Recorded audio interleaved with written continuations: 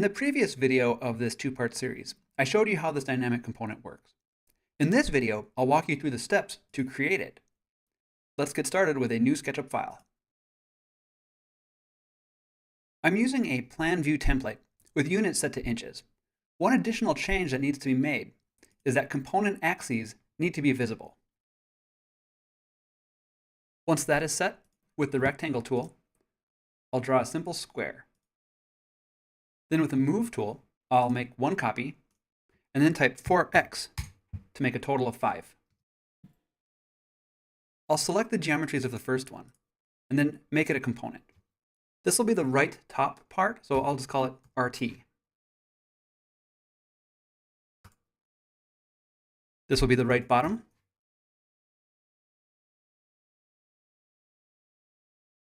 And this will be the left top. I'll make this one left bottom. And this final one will be the top. With these other components, I let SketchUp place the axes in the default corner. But on this one, it's very important that the axes gets placed so it'll rotate along that edge. I'll click Set Component Axes, and I'll place it right here.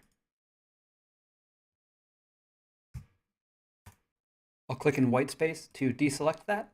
And then with the Move tool, I'm going to position these all on top of one another. And it's very important that I'm doing a referenced move on these and snapping them to that corner. Once that's complete, I'll select all of these components and then nest them in a component that I'll call Logo.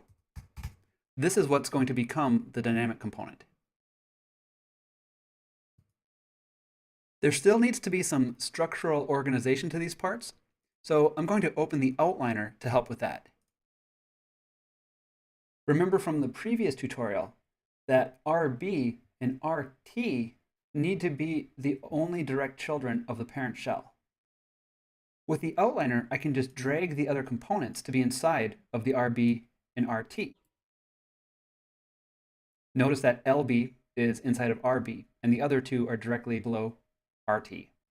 Once you've done that, click on Logo so we're not editing any components.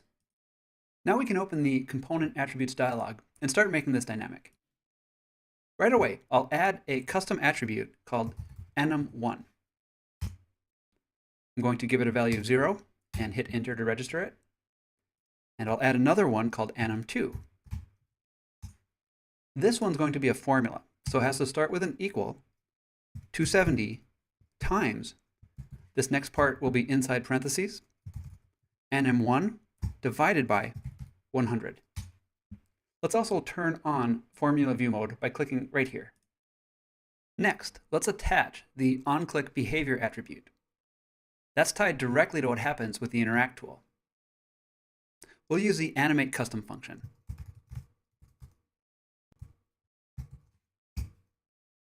Inside the parentheses, we're going to animate the anim1 attribute, so it needs to be inside double quotes.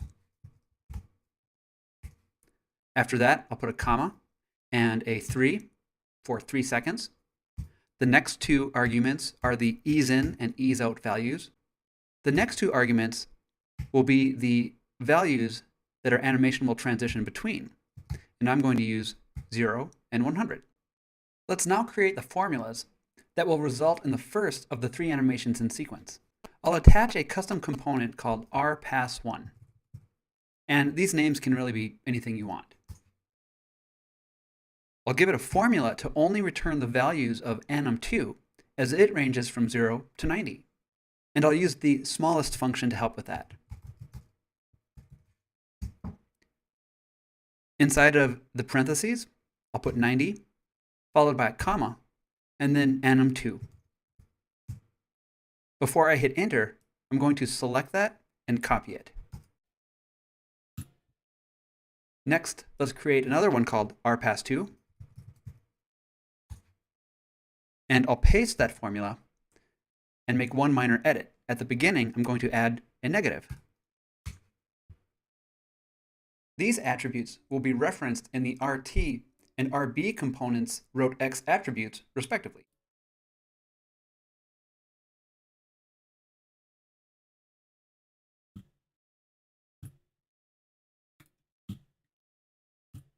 Now if you interact with the model, you'll see something a little more interesting. It's a good idea as you're testing this to wait for this value to refresh before interacting with it again. Let's set it back to 0. Next, let's add the formulas for the second and third animations in the sequence. Under RT, create attributes called rpass1 and rpass2. RB only has one child component, so it just needs rpass. I'll put the next formula in the RT rpass1 value field. This is the formula to return 0 to 90 as anim2 is between 90 and 180. Enter an equal sign and the smallest function. Inside of its parentheses, the options will be 90, comma, and then another function, the largest function. Inside of its parentheses, the values will be 0, and the result of anim2, I'll click on that to reference it, minus 90. As before, I'm going to copy that and put it inside of the RB rpass formula, and then add a minus right before smallest. The last formula will go in the RT's rpass2 attribute field. That's going to be equals largest. Inside of the function's parentheses, the options will be 0, comma, and the result of anim2 minus 180.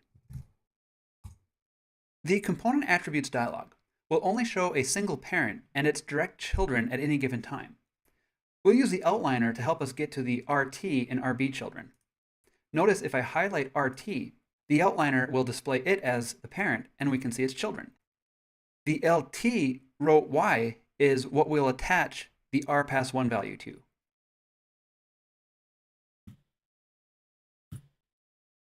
The T's row X is what we'll attach the rpass2 to. If I highlight RB in the outliner, I'll see its child. Let's add the row Y, and we'll reference the rpass attribute. Once that's complete, let's click on Logo in the outliner to exit any component edits. Now, if the component is interacted with, all of the animations should be working. I'll use the Material browser with the help of the outliner to quickly apply some colors to this model.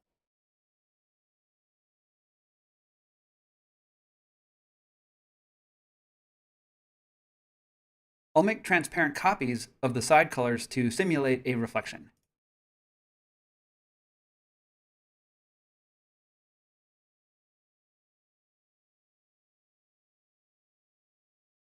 With materials applied, you can see the problem of z-fighting that I mentioned in part 1. It's only really a problem with the top piece. So let's add the hidden attribute to that component.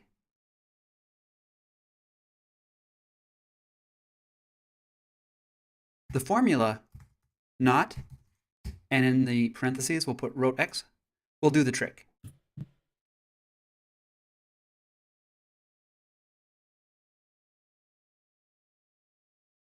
All that's left to do in the component attributes dialog is to add the other on-click behavior. I'll add a semicolon and then the goToScene function. Inside of it, the first argument, I'll put scene1 in double quotes. I'll put a comma and then 3 for 3 seconds to match the animate custom function. The next two numbers are the ease in and ease out values. As before, I'll use 50 for both. Now, if you try to interact, you'll get an error message because that scene doesn't exist yet. Let's close these two dialogues and create that. From the View menu option, hover over Animation and click Add Scene. The default name should be the same as the one given in the goToScene function. Now, the model will always return to that scene when interacted with.